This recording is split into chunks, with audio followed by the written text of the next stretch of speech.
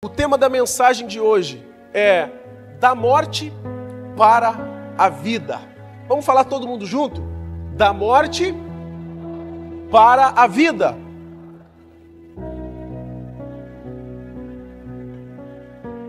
Preste muita atenção nessa mensagem.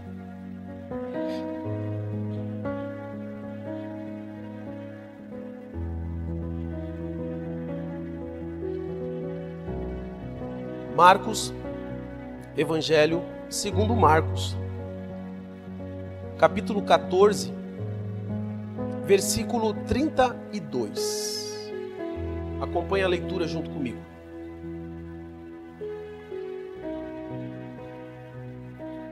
Marcos 14, 32.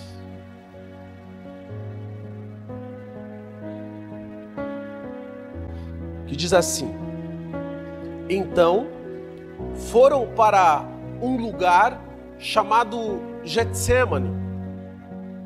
E Jesus disse aos seus discípulos: Sentem-se aqui enquanto vou orar. Levou consigo Pedro, Tiago e João. E começou a ficar aflito e angustiado. Nós estamos vendo o próprio Jesus ficando aflito e angustiado. Eu quero fazer uma pergunta, você responde para você mesmo. Quem aqui nunca ficou aflito ou angustiado? Todos nós. Diante de algum desafio por vir, diante de uma notícia, de algum acontecimento que ficou totalmente fora do seu controle. A angústia pertence ao ser humano. As aflições pertencem ao ser humano, inclusive nós que somos cristãos. A ansiedade é algo também que pertence ao ser humano, mas ela não deve permanecer no nosso coração. O próprio Jesus diz: não andeis ansiosos. O que isso quer dizer? Se você está ansioso, não andeis ansioso. Basta cada dia os seus afazeres. Em Mateus 6. Então aqui Jesus está no Getsêmani, um local de prensar azeite. E ele está exatamente nesse lugar, aflito, angustiado. E lhes disse então: a minha alma está profundamente triste, numa tristeza mortal. Fiquem aqui e vigiem. Jesus está manifestando a sua fraqueza como homem, não como Deus. Ele está sendo sincero e verdadeiro e está dizendo: a minha alma está profundamente triste, ou seja, ele não está maquiando a sua tristeza, ele não está se fazendo de forte, porque de acordo com a Bíblia, nós somos fortes quando reconhecemos que somos fracos e dependemos de Deus. Aquele que quer se mostrar forte é o mais fraco. Mas aquele que reconhece suas fraquezas e busca se fortalecer em Deus, esse é fortalecido pelo Pai. Ele está reconhecendo como homem a sua fraqueza, a sua tristeza, e é uma tristeza mortal. É algo profundo. No entanto, nós temos que entender aqui o porquê Jesus está aqui. A sua oração é justamente uma oração forte. Ele se prostra diante do Pai, diante de Deus, e ele orava com intensidade: se possível, passe de mim esse cálice. Afasta de mim esse cálice. Abba, Pai, tudo te é possível. Afasta de mim esse cálice, contudo, não seja o que eu quero, mas sim o que tu queres. Jesus está aflito, Jesus está ali pedindo para Deus: Senhor, afasta de mim esse cálice. E o que ele está orando aqui não é para Deus tirar ele da crucificação, impedir de ser crucificado. Ele não está orando aqui para Deus tirar ele da via dolorosa, aonde ele iria caminhar levando a cruz até Gólgota, caveira, para ser crucificado. Ele não está dizendo: Deus, se possível, passe de mim esse cálice, porque vai doer muito os pregos de 12 a 13 centímetros que serão cravados nas minhas mãos e nos meus pés. Ele não está dizendo: afaste de mim esse cálice, porque eu vou ser cuspido na cara. Uma coroa de espinho, com espinhos aproximadamente de 3 a 4 centímetros, será cravado na sua cabeça, entrando no seu crânio. Afaste de mim. Não é disso que ele está falando. Ele não está falando da crucificação. Ele não está falando da humilhação que iria passar, da dor que iria passar, das 40 menos uma chibatadas. 39 chibatadas, esse era o mínimo que um condenado levaria. E ele levou 39. 39. Os açoites eram mais ou menos assim, ele era colocado sobre uma pedra ou algo parecido. Ele se curvava e vinha então um soldado e dava açoitada nas suas costas. Esse chicote, podemos dizer, tinha de 4 a 5 tiras de couro. Na ponta dessa tira de couro tinha ou um pedaço de pedra ou um pedaço de osso, algo cortante. E quando ele levava a chibatada, era cravado nas suas costas, e quando se tirava, rasgava. Ele não estava dizendo: se possível, passe de mim esse cálice, por causa da dor nas costas que teria. Ele estava dizendo: Senhor, se possível, passe esse cálice, porque ele não queria se afastar de Deus. Sobre ele estavam os nossos pecados, o meu e o seu pecado. Jesus é o Cordeiro perfeito. Ele é aquele cordeiro mudo. Ele leva as chibatadas, os açoites mudo. Ele está ali aflito, porque ele sabia que deveria pagar a dívida que eu e você tínhamos. Ninguém poderia pagar, somente o Cordeiro perfeito, Jesus. João Batista, quando avista Jesus, ele vê Jesus vindo e diz: eis o Cordeiro de Deus que tira o pecado do mundo. Ele está aflito, porque ele sabia que viria a maior dor na sua alma, a dor da separação do filho com o pai. Talvez você chegou aqui hoje porque justamente está sentindo essa dor na alma, está longe do pai. E a pior dor que um ser humano pode ter não é dor física, mas é a dor na alma, a dor de estar longe de Deus, a dor de estar sendo moído pelo pecado e pelas consequências do pecado, moído pelo salário do pecado, que é a morte e morte espiritual. Talvez você ache que o problema é o emprego, é a esposa, é o marido, é a família, é os filhos. Não! O problema pode ser o seu afastamento de Deus. Jesus está falando sobre isso. Mesmo ele sabendo que precisava pagar, que teria que se afastar de Deus por causa dos nossos pecados, ele está dizendo: Senhor, vai ser terrível. Se possível, passe de mim esse cálice. Mas quando a gente começa a ler a história, a gente vê em sequência que Jesus, enquanto ainda falava, chega Judas, um dos 12, Ele chega ali com uma multidão armada de espadas e varas, enviada pelos chefes dos sacerdotes, mestres da lei e líderes religiosos. Os religiosos se incomodavam com Jesus. Deixa eu te dizer, quando você começar a fazer a obra de Deus, religiosos vão se incomodar com você. Os religiosos da época, eles estão com inveja de Jesus, eles querem Jesus morto. Jesus tem popularidade, Jesus, ele cura, ele salva, ele ressuscitou pessoas, ele caminhou sobre as águas, e os religiosos estão inquietos com isso, porque religioso quer atenção, religioso quer ibope, não para pregar o evangelho, mas querem para se autopromover. Judas, o traidor, ele havia combinado um sinal com eles.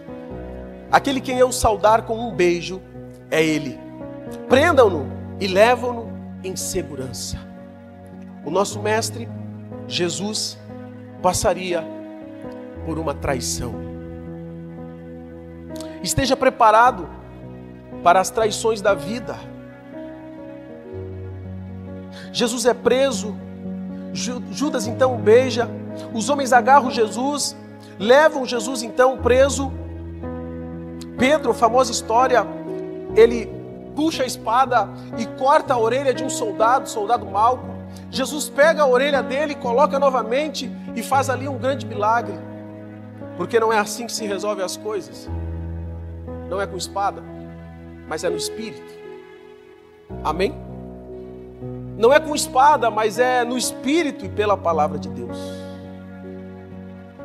Jesus então diz àqueles soldados: estou chefiando alguma rebelião, para que vocês venham e prendem, para que vocês me prendem com espadas e varas?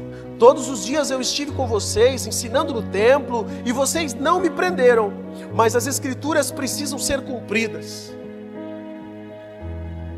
Jesus está dizendo: eu vivo a verdade, eu estava sempre à disposição para vocês falarem o que quiser, me chamar e fazer o que quiser, mas vocês esperaram a noite, a calada da noite, para tentar me prender.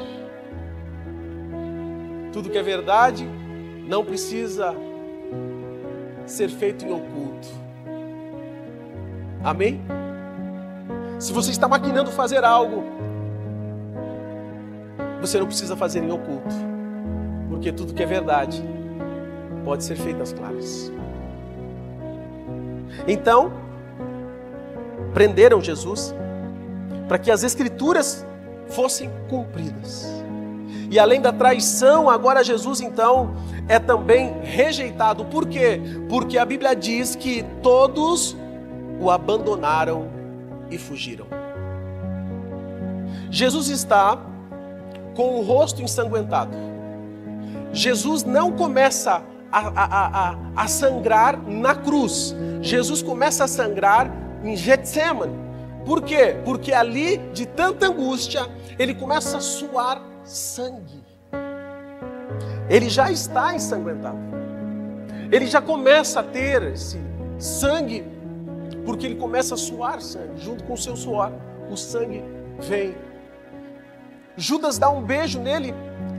Os soldados romanos prendem ele e todos que estavam em sua volta fugiram, abandonaram Jesus. E deixa eu te falar, muitas vezes você vai se sentir abandonado por pessoas, não por Deus. Os maiores desafios da nossa vida, irmãos, entenda, nós vamos passar muitas vezes sozinhos. Sim, vai ter nossa esposa, nossos filhos, a igreja vai estar orando, mas entenda, vai ter momentos que é só você e Deus. No mais, são intercessores. Quem já passou por alguma enfermidade sabe do que eu estou falando. Tem pessoas orando, a igreja está orando, a família está junta, mas não tem um milagre somente de Deus para curar. Você pode estar rodeado de pessoas, mas entenda que tem coisas que é somente Deus que vai fazer. Todos abandonaram e fugiram. Jesus está sendo rejeitado. Na sequência, preso, ele é levado para o Sinédrio. levaram Jesus ao sumo sacerdote, e então reuniram ali todos os chefes dos sacerdotes, os líderes religiosos, os mestres da lei. Pedro seguiu de longe, foi até o pátio do sumo sacerdote, sentou-se ali com os guardas para se esquentar junto ao fogo. Os chefes dos sacerdotes e todo o sinédrio estavam procurando depoimentos contra Jesus. Mesmo você vivendo na verdade, vai ter pessoas procurando erro em você, pecado em você, para tentar achar algo contra a sua vida. Mas deixa eu te dizer, a verdade liberta. Deus tem compromisso com a verdade. Então ande na verdade e não tema o mal.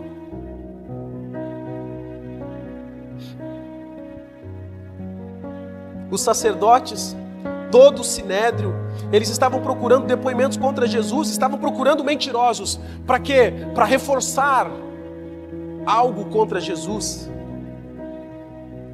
Não encontraram nenhum. Muitos testemunharam falsamente contra ele. Se você está cumprindo o propósito de Deus, vai ter gente falando mentira de você. Mas deixa eu te falar, Deus está te libertando de algo aqui.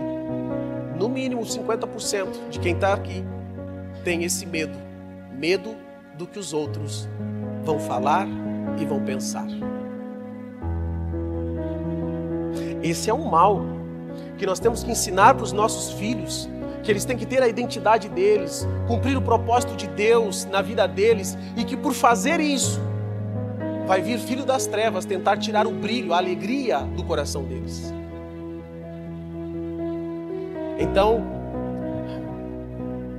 não espere que todo mundo vai rir para você e dizer que bênção que você está fazendo. Vai ter pessoas que vão vir e vão tentar destruir o que você está fazendo.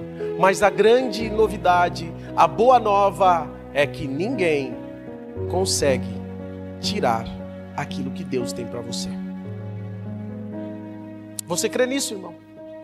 É por isso que nós podemos abençoar, é por isso que Jesus diz para nós amar até o inimigo.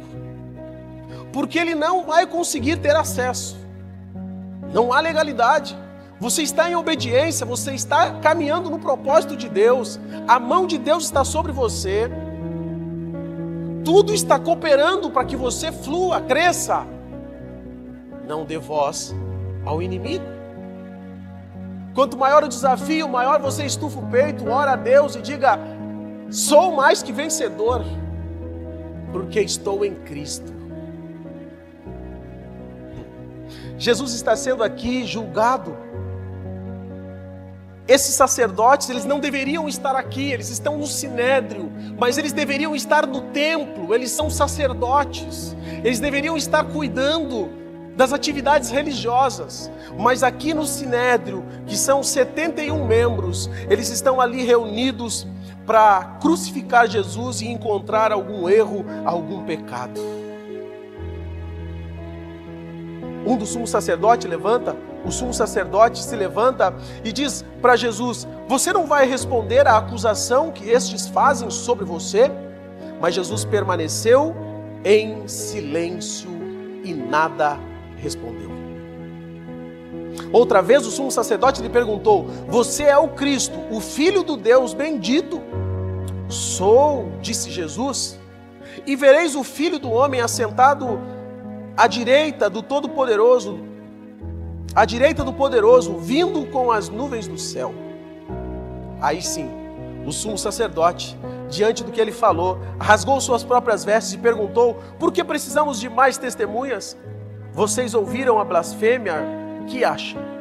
Todos julgaram, começaram a cuspir em Jesus, vendaram os seus olhos e, dando-lhe murros, tapas, socos na cara, diziam: profetize, profetize, cuspindo na cara de Jesus.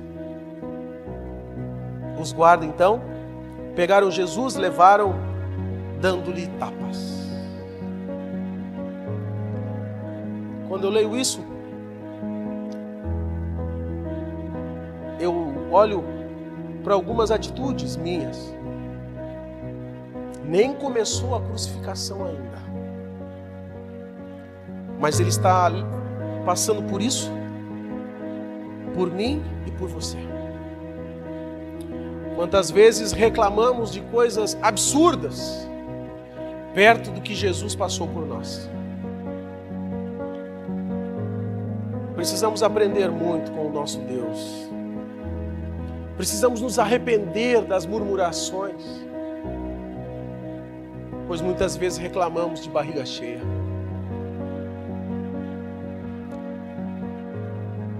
Jesus não precisava passar por isso, mas Ele precisava, porque o foco dele era obedecer a Deus em primeiro lugar. Estando então Pedro embaixo, no pátio, se aquecendo, uma das criadas do sumo sacerdote então passou por ali, vendo Pedro se aquecer, disse para ele: você também estava com Jesus, o Nazareno. E Pedro então nega Jesus e diz: não o conheço, nem sei do que você está falando. Pedro não quer correr riscos, porque se ele diz que conhece, ele está correndo risco de ser preso também. Deixa eu te falar algo: ser filho de Deus, andar com Jesus, vai fazer você correr risco. Não tem como não correr riscos andando com Jesus. Deus vai colocar no seu coração para você fazer e tomar decisões que para a velha natureza é correr riscos, mas para a nova natureza é uma atitude de fé. Quando Deus coloca em nosso coração para plantar a igreja, eu sabia que iria correr riscos. Para mim seria muito mais fácil eu achar desculpas do que falaram, fizeram, dos traumas, de tudo o que foi feito. Ah, Deus, eu não quero mais me meter com isso, porque olha o que fizeram. Jesus não aceita as desculpas para você fugir do propósito dele. Não adianta você falar de pessoas da igreja, você que vem de alguma igreja frustrado, cheio de feridas, você está aqui para ser curado por Jesus. Vai ser através de uma igreja, vai ser através de pastor, vai ser através da palavra dele que o propósito vai se cumprir. Não adianta você fugir da igreja, mas esteja uma igreja saudável, não manipuladores. Você precisa ver se o pastor não está pregando a palavra endemoniado. É isso mesmo que você escutou. E você só vai saber disso andando junto, orando, lendo a Bíblia em casa, discernindo, andando com o Espírito Santo, porque aí você chega aqui, o Espírito Santo vai confirmar no seu coração: filho, é de Deus, pode ouvir. Ou, filho, não escuta, porque há manipulação aí, há gatilhos emocionais. Quem teve a confirmação quando chegou aqui hoje que o Espírito Santo já estava agindo em nosso meio? Levanta a mão. Irmãos, nós não precisamos disfarçar. Aquele que procura a Deus em casa e ora e tira tempo com o Senhor no secreto, por onde passa ele consegue discernir a presença de Deus, ele consegue saber se é Deus agindo, ou se é uma boa oratória, ou se há ali convencimento humano. O próprio Senhor te dá esse discernimento. Agora, nós somos muito rápidos quando a gente consegue discernir que não é de Deus, amém? Agora, quando é de Deus, você tem a mesma velocidade? Quando Deus te fala, é de Deus, pode se membrar, você tem a mesma velocidade, pode se batizar, você tem a mesma velocidade, pode começar a dizimar, pode começar a ofertar, porque eu tenho promessas nessa igreja. Eu preciso ter a mesma velocidade, ou até mais, quando eu sei que é Deus. Amém, queridos? Bora. Jesus, ele está sendo julgado. Pedro está negando ele pela primeira vez. Novamente alguém chega perto dele e diz assim: é um deles. De novo, Pedro nega pela segunda vez. Outra vez, ainda no pátio, mais uma pessoa chega e diz: certamente você é um deles, você é Galileu. Ele começou então a se amaldiçoar e a jurar: não conheço o homem de quem vocês estão falando. 3 vezes Pedro nega Jesus. E lá no livro de João, 3 vezes, Jesus pergunta para Pedro: você me ama? Isso é a graça de Deus. Isso é o amor de Deus. Não é porque você negou Jesus até aqui que Ele não vai te amar e te acolher. Ele está louquinho para te dar um abraço. Doidinho para te dar um abraço e dizer: filho, eu estava te esperando. Eu te acompanho desde o ventre da sua mãe.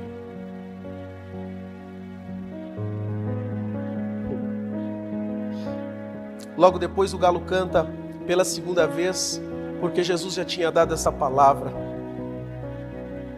Jesus, do Sinédrio, então, é levado até Pilatos. Pilatos é aquele que tem, então, o governo. A palavra final dele vai declarar se pode ou não, se vai ser ou não crucificado. De manhã bem cedo, ou seja, já na sexta-feira, os chefes dos sacerdotes com os líderes religiosos, eles se encontram no Sinédrio. Chegaram a uma decisão, então, amarrando Jesus, levaram e entregaram a Pilatos. Pilatos pergunta a Jesus: você é o rei dos judeus? Tu o dizes, respondeu Jesus. Os chefes dos sacerdotes o acusaram de muitas coisas. Então Pilatos perguntou novamente: você não vai responder nada? Veja, de quantas coisas estão acusando você? Mas Jesus não respondeu nada. E Pilatos ficou impressionado. Preste atenção aqui. Diante de acusadores, a melhor resposta é o silêncio. Porque é Deus que te justifica. Amém?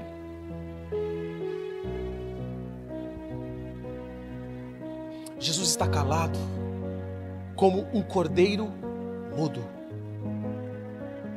Por ocasião daquela festa, era de costume soltar um prisioneiro.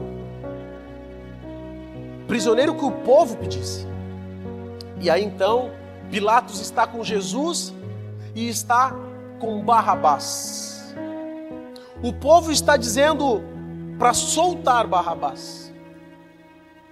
A esposa de Pilatos já disse para ele: não se envolva com este homem, com Jesus, porque ele é justo. Eu tive um sonho, ele é justo. Mas Pilatos lava suas mãos. É interessante que um dia antes, na quinta-feira, Jesus lava os pés dos discípulos. E um dia depois, Pilatos lava as suas mãos, demonstrando indiferença com Jesus. O contrário do amor não é o ódio, mas é a indiferença. Jesus é tratado com indiferença. Já não basta que foi rejeitado, já não basta que foi traído, já não basta que foi humilhado, agora ele é tratado com indiferença. A multidão então chega a Pilatos e pede para soltar Barrabás. Pede para soltar um marginal, um assassino.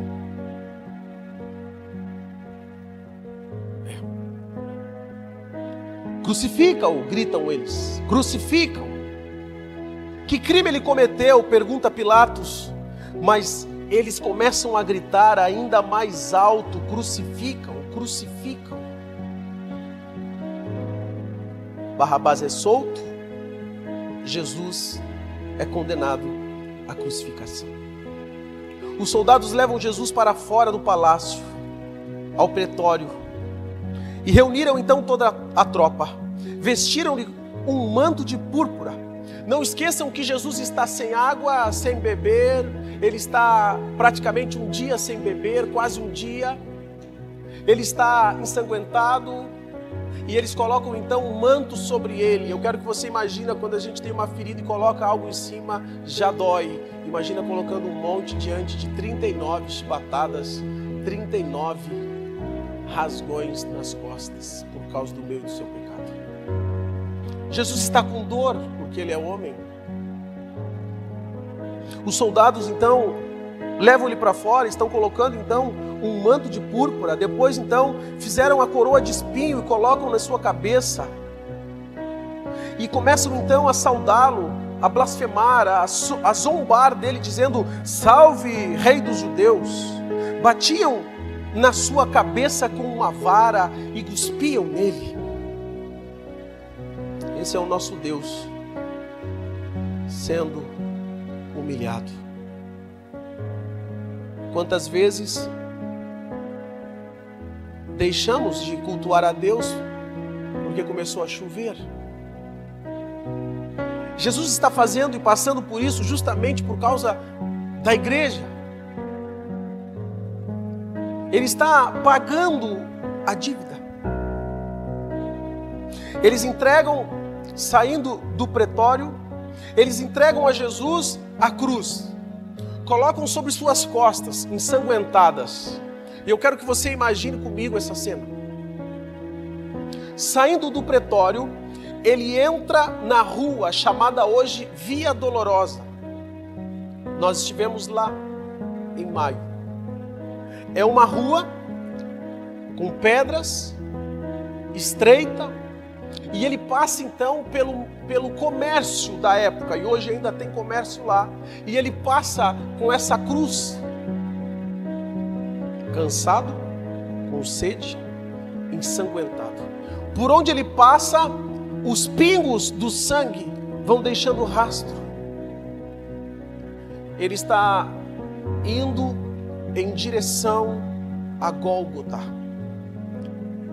que se chama Caveira. No meio do caminho, Jesus é ajudado por Simão de Cirene, Simão o Cirineu. Esse homem ajuda Jesus a levar a cruz. E eu quero que você pense comigo, se um dia antes ele foi negado por Simão Pedro, Deus envia no outro dia outro Simão para ajudar ele a carregar a cruz.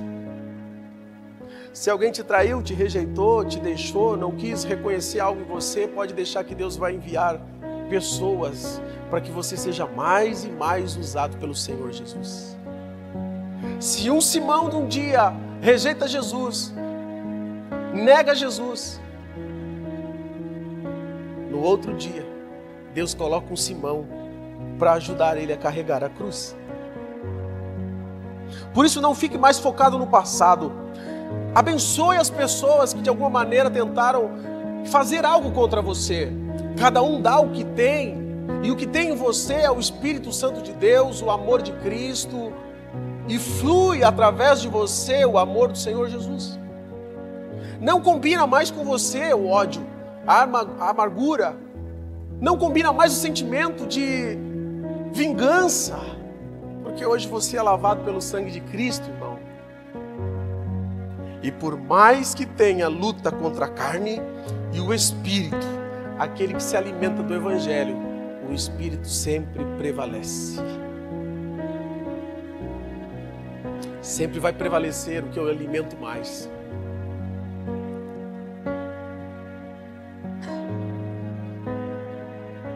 Ele está carregando a cruz na Via Dolorosa. Pessoas estão olhando para ele, estão zombando dele, falando contra ele, declarando palavras de maldição contra ele, porque todos aqueles que eram crucificados eram considerados malditos. Cuidado que você fala com alguém que está passando por algum tipo de crise. Cuidado se você é aqueles que julga quando alguém está doente ou passa por algum aperto na vida. Pode não ser pecado, pode ser propósito. Estão olhando para Jesus como maldito, mas ele se fez maldito no nosso lugar. Maldito éramos nós. Ele caminha levando a cruz, todo ensanguentado. Lhe deram vinho misturado com mirra, mas ele não bebeu. E aí então crucificaram ele, dividindo as roupas dele.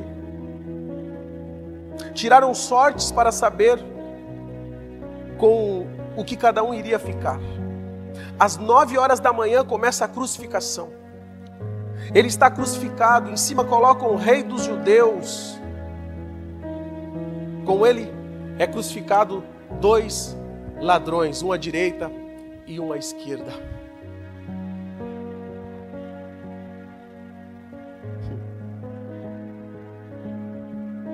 Os que passavam insultavam Jesus, balançavam a cabeça e falavam: ora, você que destrói o templo e reedifica em 3 dias, desça da cruz e salve-se a si mesmo. As pessoas olhavam para ele e pensavam e diziam: você não é aquele que salva, salve-se a si mesmo. Os soldados diziam: você não é aquele que cura, você não é aquele que é filho de Deus, então se salve. Jesus está na cruz, crucificado, 9 horas da manhã. A história nos diz, os estudos nos dizem, que Jesus não foi crucificado em cima do monte Gólgota. Não foi lá em cima. Foi no pé do monte. Um lugar fora da cidade. Um lugar totalmente rejeitado, esquecido. Um lugar totalmente feio. Ele foi crucificado na mesma altura das pessoas. Porque os romanos, quando crucificavam a pessoa, deixavam eles crucificados na mesma altura, porque aqueles que passavam por ali olhavam nos olhos da pessoa que estava sendo crucificada. É como se os romanos dissessem assim: se vocês se levantar contra nós, o governo romano, o próximo serão vocês. Então olha a agonia dessa pessoa.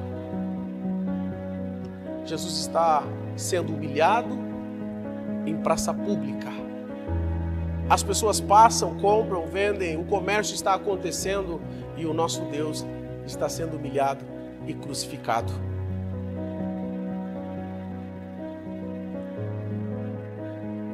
O que você está fazendo com a sua vida? Será que a dor que Jesus passou por cada um de nós, por você e por mim, não toca o seu coração de deixar a religiosidade de lado e passar a viver o reino de Deus? Deixar o engano, deixar o pecado, deixar as mentiras e por Cristo viver a verdade. Todos nós pecamos, todos nós erramos, mas a partir desse momento que vem à luz a história do Senhor, não é uma história bonitinha para nós apenas chorarmos, não, é uma história para nós meditarmos, e Deus quer tocar no seu coração, para que a partir de hoje não seja apenas uma história que você conhece, mas seja algo que vai impactar o seu coração e transformar a sua vida. As suas atitudes, a maneira de pensar, a maneira de ver o próximo. Deus quer transformar a sua vida nesta noite.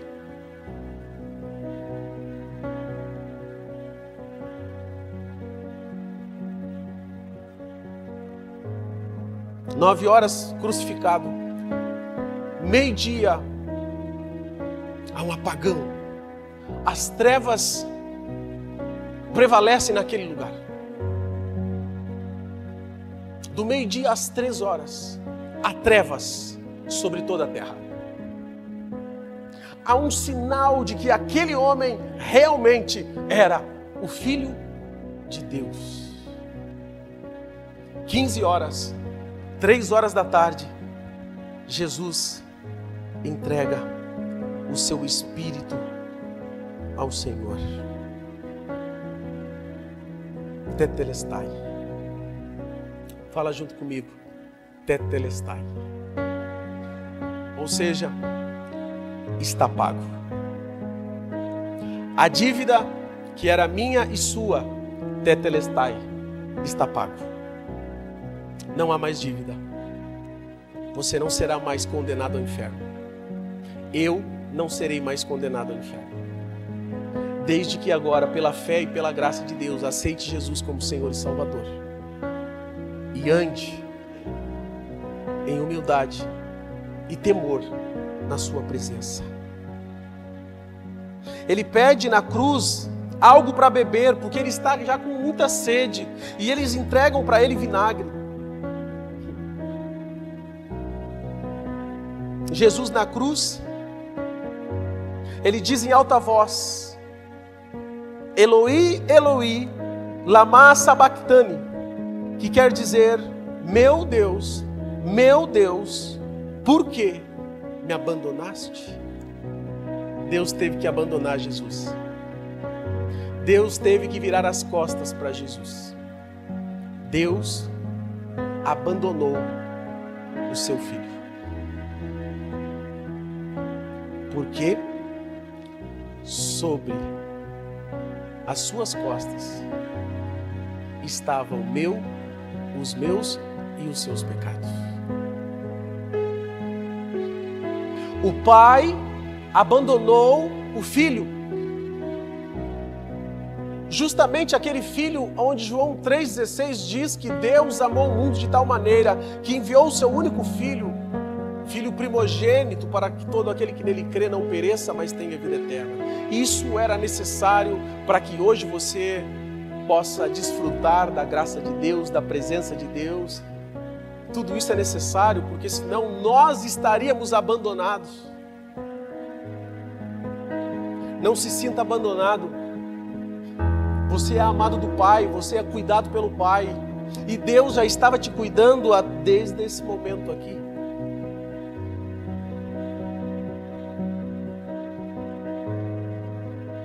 Jesus morreu. Quando ele morre às 3 da tarde, o véu que tinha no templo, que separava o santo dos santos, ele é rasgado. O véu do santuário rasgou-se em 2 partes, de alto a baixo. Um véu que por muitos séculos estava ali, ele foi rasgado. Por quê? Porque agora você não precisa entrar no templo, você não precisa agora entrar no templo para ter comunhão com Deus, você tem acesso direto com Deus por meio de Jesus. Você não precisa depender exclusivamente do pastor ou de alguém para ter comunhão com Deus. O pastor vai te ajudar a ter comunhão com Deus, e isso se chama discipulado. A igreja vai te ajudar a ter comunhão com Deus. Nós temos a Escola Mais de Deus, que é o discipulado que eu faço todas as quintas. Nós vamos abrir uma turma logo em seguida. Tem 100 alunos aproximadamente fazendo a escola. Mas tudo isso não é para que as pessoas fiquem dependentes de mim. Não, tudo isso é para que juntos nós possamos ficar cada vez mais dependentes de Deus. Porque o véu se rasgou. Não fique procurando em pessoas aquilo que você pode fazer sozinho no seu quarto. Porque agora o Santo dos Santos pode ser o seu quarto, onde você dobra o seu joelho e clama ao Senhor. Amém, irmãos? Existem pessoas que estão para lá e para cá e querem falar com outras pessoas, estão achando que são conexões, estão achando que não, tem coisas que é joelho no chão, oração, jejum e dependência do Pai.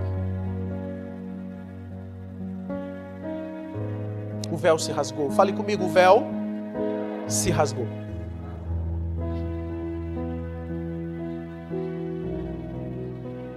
O véu se rasgou de alto a baixo. Por quê? Porque a comunhão vem de cima para baixo.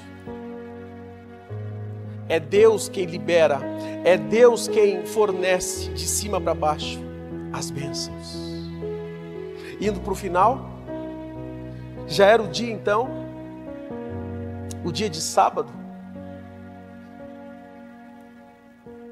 Um homem, José de Arimateia, ele pega o corpo de Jesus do Gólgota e leva até o seu sepulcro, um sepulcro feito na rocha. É muito perto. E eles pegam o corpo de Jesus e colocam no sepulcro. colocam uma pedra muito grande para fechar o sepulcro. Jesus está ali agora, naquele sepulcro, só o corpo, porque ele morreu. Ele está morto. Ele é colocado ali na sexta-feira à tarde, e vem o sexta-noite, vem o sábado durante o dia, e os discípulos fogem, os discípulos estão apavorados, há uma perseguição na igreja, eles não estão entendendo nada. Os discípulos de Emaús, eles estão voltando para Emaús, de Jerusalém para Emaús, 10, 11 quilômetros, eles estão discutindo, frustrado, porque o mestre deles acabou de morrer. O sábado é um dia de silêncio. O sábado é um dia que representa para mim e para você o deserto, o dia que parece que nós estamos dentro de um sepulcro com uma pedra fechada e que nada dá certo. Mas quando você se sentir dentro do sepulcro, você precisa olhar para as promessas que Deus tem. Porque se Jesus está no sepulcro, é porque ainda há promessa. E qual é a promessa? Ao terceiro dia, Deus iria ressuscitar o seu filho. Não olhe para o sepulcro. Não acha que é o fim, porque aquilo que parece ser o fim pode ser o início de uma nova história, de uma nova vida. Parece ser o fim porque o mestre morreu. Mas os profetas, Isaías, o profeta messiânico, ele já estava dizendo, ele já estava declarando, então a promessa já existia. E se há promessa, Deus cumpre. Não desista. Não desista daquilo que Deus tem para você. Continue firme. O sábado é um sábado de silêncio, mas é um sábado de processo. É um sábado que está dentro do propósito de Deus. Ele foi sepultado. Ele está morto. Mas a boa notícia é que no domingo, bem cedo, ao nascer do sol, as mulheres se dirigiram ao sepulcro.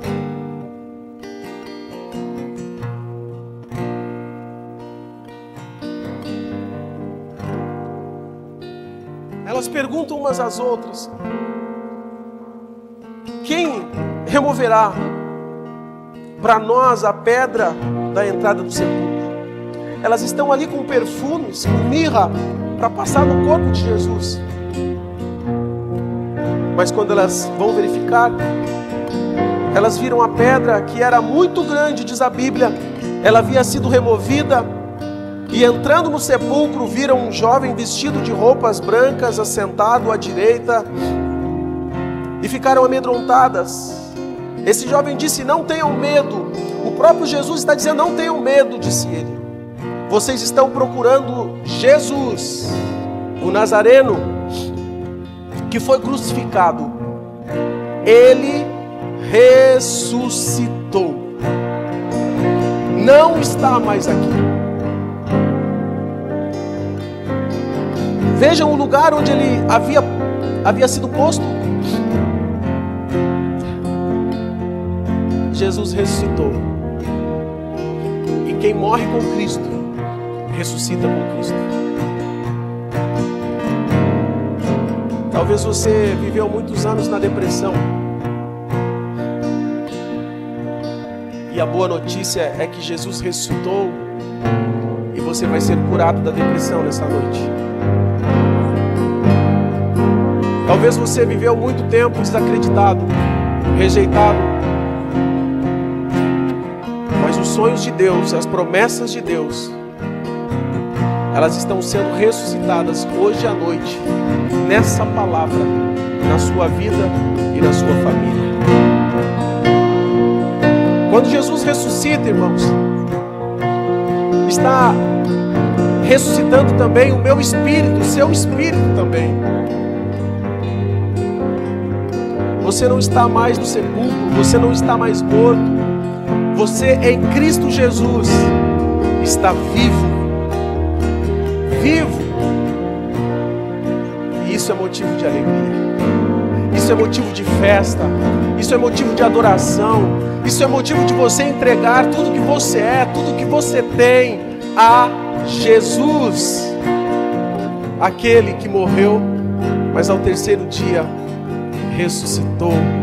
E hoje vive e vive eternamente.